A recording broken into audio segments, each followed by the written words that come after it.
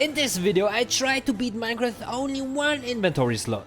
That's right, one single slot to carry everything I need. And yes, ladies and gentlemen, I did allow myself to respawn. Because doing this challenge without respawns would take about 3 lifetimes, and time is the one thing I absolutely do not have right now. So yeah, let's get into it. Starting the world, my first goal was simple: find a village. I needed food, a bed, and most importantly some chests for storage, since, you know, I only had one inventory slot. Using the pie chart I located a village, and honestly I didn't expect to get this lucky. Not only did it have a blacksmith, but right next to it was a ruined portal. Basically a free shortcut straight into the Nether. Early on, safe, fast, and exactly what I needed. But almost immediately after starting the stream I ran into a pretty hilarious and absolutely, well in this case game breaking bug with the mod. Huh? Oh no, I found another bug, isn't it? So yeah, I had to end the stream right there. Once I got the issue fixed, I came back the next day and continued the challenge. This time without losing any valuable items to random glitches. I started by crafting a hoe and collecting as many hay bales as I could to turn them into bread. After that I grabbed the 4 iron ingots and the diamonds from the blacksmith chest and brought them over to my crafting table. With those I crafted a diamond pickaxe and a bucket. With the bucket ready I headed over to the ruined portal to check out the chest and see what else I could use. So yeah, the chest itself wasn't super useful, but it did give me a flint and steel, which meant I didn't have to craft one myself to light the portal later. Next I started preparing the portal I wanted to make using a water bucket. After grabbing the water I headed back to finish setting everything up and get ready for the next step.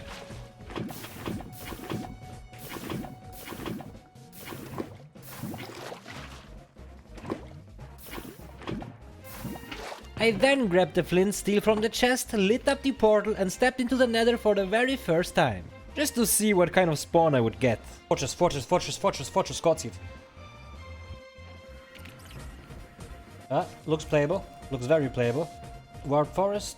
We have a fortress right there, ladies and gentlemen. I can win this game easily. Okay, let me make a safe path towards it. Even though I only planned to check the spawn, I ended up just staying in the Nether anyway. I crafted myself a stone axe using blackstone and started making my way toward the fortress. Once I got inside, the mission was simple: find a blaze spawner. That would get me one step closer to eventually beating the game. So originally I planned to set up a little safe area here where I could stash my items, but I ended up scrapping the entire idea. Instead I built a direct path straight from the backside of the fortress to the blaze spawner and placed my chest right here.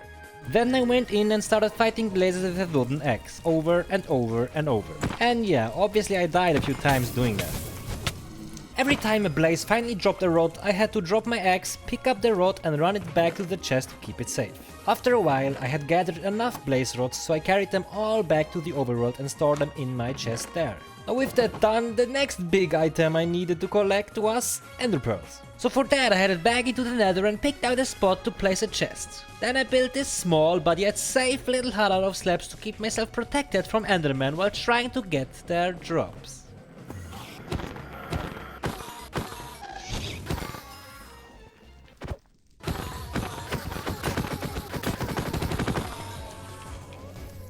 Once I had collected a safe amount of ender pearls, I brought them back to the overworld the same way I did with the blaze rods.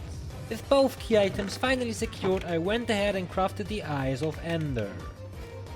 With the Eyes of Ender ready, I immediately started searching for the stronghold, using a bit of help from Ninja Brainbot, the tool speedrunners use for triangulating strongholds. On the way there I found another village and was able to craft myself a saddle. Second village, oh yeah.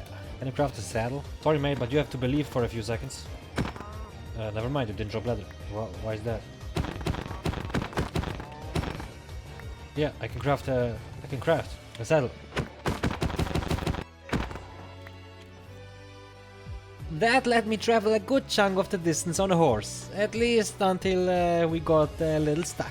I eventually decided to ditch the horse and travel the rest of the distance alone. On the way I wanted to regenerate some health, so I killed a few sheep, crafted a bed, set my spawn point and then did a quick death reset to get back to full HP again. Once I was close to the stronghold I thought I had found the correct chunk, so I placed down my bed and the chest just in case something went wrong and started digging straight down.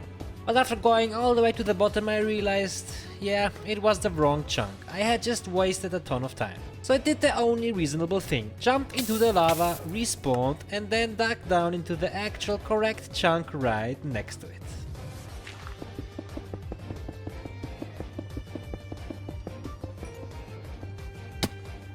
hit.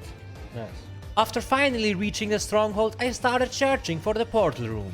The moment I found it, the silverfish absolutely destroyed me. But honestly, that didn't matter because I needed to head back up anyway to create a water chute straight down into the stronghold so I could enter and exit quickly. With the water in place, I brought my bed down into the portal room, set my spawn, and once everything was ready, I decided to activate the portal.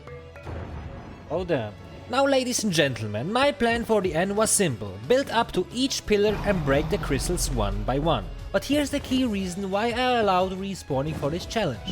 Because without it, I would have had to bring a donkey with a chest all the way down to the stronghold, loaded with these items, activate the portal, throw everything through first, and then carefully store it all in the end so I could actually break the crystals. Now, that's not impossible, but it's insanely time consuming. So instead, I chose the respawn route, which let me return to the overworld and bring blocks back into the end whenever I needed. But even that would have taken forever, so I came up with a slightly different idea.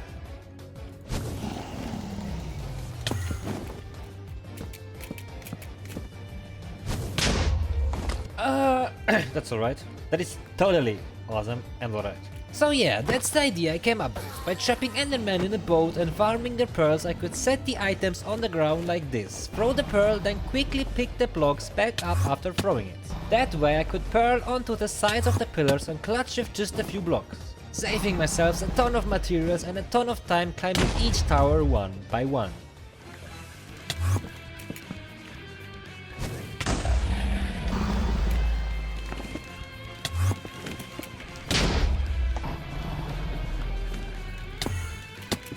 Well, that's unfortunate. Fair enough though, right? Oh, almost got me there, mate. Oh yeah!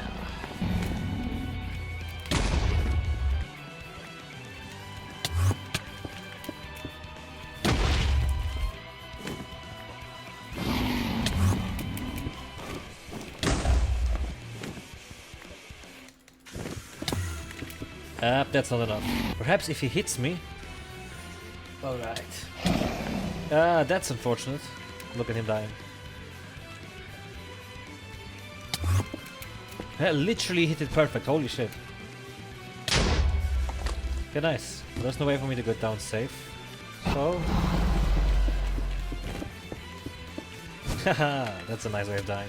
Now with all the crystals gone, the only thing left for me to do was bring the dragon's HP down to 0 and finally win. My bad, bruh. Oh no. No, not again. No, no, no, no, no. What the fuck? Why? Where? When?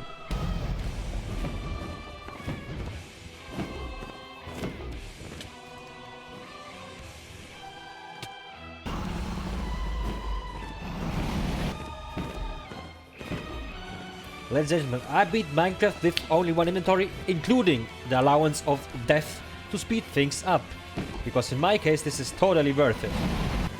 So that's it. I'm done. Is it annoying? Yes. Would it have been more annoying with the rule to not be allowed to die? Of course. Would have been a bigger time waste too.